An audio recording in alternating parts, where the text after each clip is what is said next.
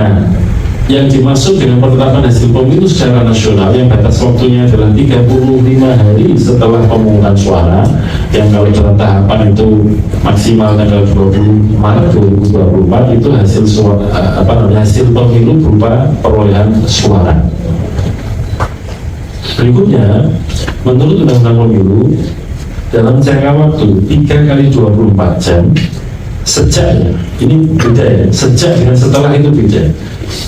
3 kali 24 jam terhitung sejak penetapan hasil pemilu secara nasional, itu kemudian para pihak peserta pemilu yang keberatan dengan hasil pemilu diberikan kesempatan untuk mendaftarkan perkara sengketa hasil pemilu ke Mahkamah Konstitusi.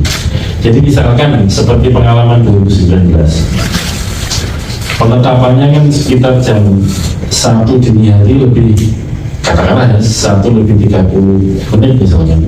Maka begitu diketok palu tanggal 20 Maret 2024 jam 1.30 dini hari, maka sejak saat itu jam yang ukurannya 3 kali 24 jam di Mahkamah Konstitusi berjalan. Jadi masa pendaftarannya itu bukan hitungannya hari kerja, tapi hari kalender, karena Undang-Undang Pemilu menyebutnya atau menentukannya adalah 3 kali 24 jam. Para pihak serta pemilu yang mengajukan sengketa komplain terhadap penetapan hasil pemilu itu didaftarkan ke Mahkamah Konstitusi.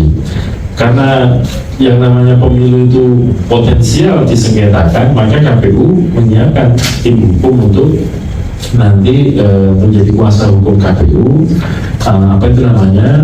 dalam persidangan perselisihan hasil pemilu di Mahkamah Konstitusi. Adapun akan dibentuk berapa tim dan kemudian siapa nama-namanya belum kita putuskan. Mengapa? Karena kan tentu saja ketika memutuskan berapa tim yang akan kita bentuk dan kemudian secara teknis kuasa hukum itu siapa saja, itu baru bisa kita tentukan kalau kita sudah punya gambaran berapa perkara yang diregister oleh Mahkamah Konstitusi, dan kemudian dari situ kami baru bisa mendefinisikan beban kerjanya, luasan wilayah yang kena gugatan dan seterusnya. Dari situ kemudian baru bisa disiapkan bahwa berarti diperlukan sekian tim kuasa hukum. Kalau berdasarkan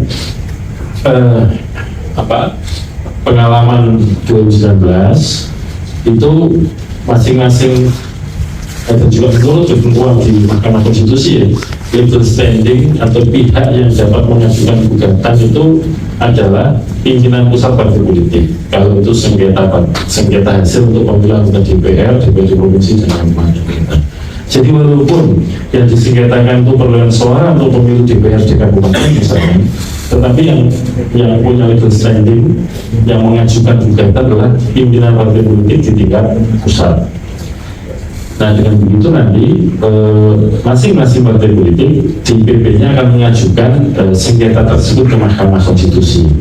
Bisa di dalamnya adalah pemilu DPR RI, bisa di dalamnya pemilu DPRD provinsi, atau juga pemilu DPRD kabupaten kota. Berdasarkan pengalaman yang lalu 2019, KPU membentuk tim untuk kuasa hukum dalam sengketa di Mahkamah Konstitusi. Pembagian adalah per partai, karena setiap partai itu akan mengajukan gugatannya tadi ya, apakah DPR RI, provinsi kabupaten kota, lalu di dapil mana, kemudian yang disoal itu katakanlah di kecamatan mana, desa mana, kelurahan mana, dan TPS mana.